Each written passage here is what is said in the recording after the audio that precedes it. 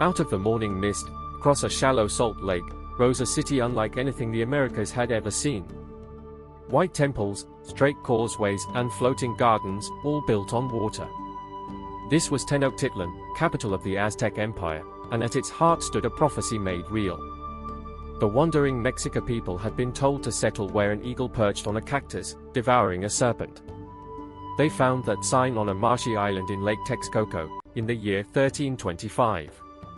It seemed the most unpromising home imaginable, a patch of reeds no other tribe wanted.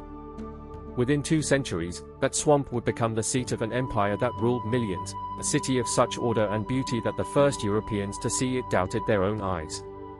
In a mountain basin 2,000 meters above the sea, surrounded by volcanoes, the Mexica had turned a watery wilderness into the heart of the world. The Aztecs did not begin as emperors. They began as refugees, a small and despised tribe who claimed descent from a mythical northern homeland called Aztlan, the place of the white herons. For generations they wandered the highlands of central Mexico, hired as mercenaries, driven from one settlement to the next, and remembered with contempt by the older kingdoms around them. Their god Huitzilopochtli, the hummingbird of the south, spoke to their priests and commanded them to keep moving, to never rest until the eagle appeared. They survived on the margins, learning the arts of war from those who employed them and nursing a ferocious ambition. When they finally settled on that island, they carried with them a hunger to prove themselves, and a religion that demanded the sun itself be fed. Tenochtitlan was not built on land. It was built on water, and that single fact shaped everything the Aztecs achieved. The island was expanded with artificial platforms, and the city grew into a grid of canals crossed by bridges, Mesoamerican Venice. 3 great causeways, each wide enough for armies, linked the island to the mainland shore, and a 4th guarded the approach from the east. Fresh water was brought from the springs of Chapultepec by a raised aqueduct, while a colossal dike, built on the orders of the poet King Nezahualcoyotl, held back the salt waters of the eastern lake. At the center of this watery web rose the sacred precinct, the Templo Mayor towering over plazas, palaces, and marketplaces. Engineers, surveyors, and laborers had reshaped a lake into a capital.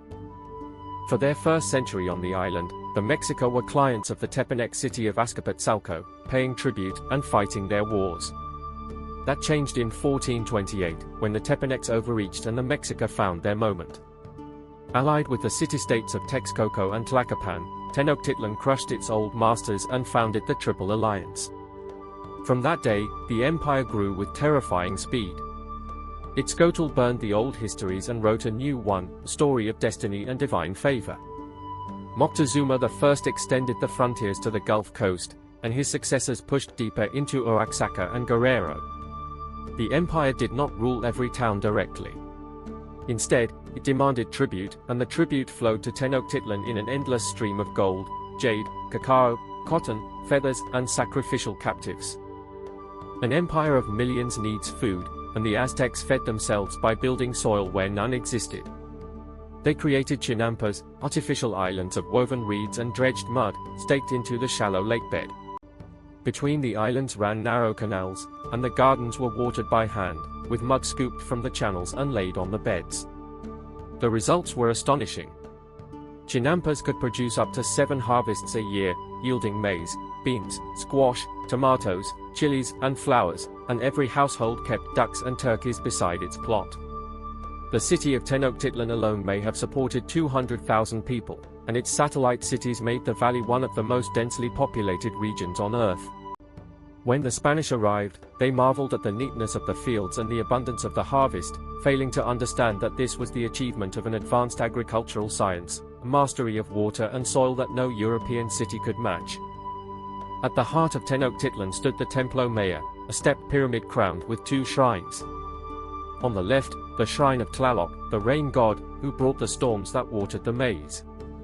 On the right, the shrine of Huitzilopochtli, the sun god of war, whose hunger for blood the Aztecs believed kept the sun rising. The 2 gods embodied the twin obsessions of Aztec life, survival and sacrifice, and the balance between them held the cosmos together. The temple was rebuilt again and again, each emperor adding a new layer, and the ruins of its final form still stand beneath the streets of Mexico City. Around it lay a city of temples and skull racks, of priests and poets, where every human life was bound into a cosmic drama. The Aztecs saw themselves as the people of the fifth sun, a world created and destroyed 4 times before, and destined to end again unless the gods were fed. The Aztecs were fierce warriors, but they were also scholars, astronomers, and poets. Their calendar was among the most precise of the ancient world, a system of interlocking cycles. The tonal Pohuali, a sacred count of 260 days, governed ritual life, while the Zupohuali, a solar year of 365 days, ordered the seasons and the harvest. The two wheels meshed every 52 years, a moment of cosmic danger when the world might end. The Great SunStone, carved in 1479, is a masterpiece of this calendrical science, 24-ton disc of basalt that maps the ages of creation. Children of the nobility were schooled in the Karmikak, where they learned history, religion, law, and the art of poetry, and the empire kept its records in beautiful pictographic codices painted on bark paper.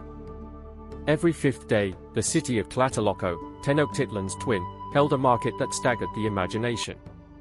Chroniclers report that 60,000 people came and went each day, trading in goods from the Gulf, the Pacific, and the Highlands.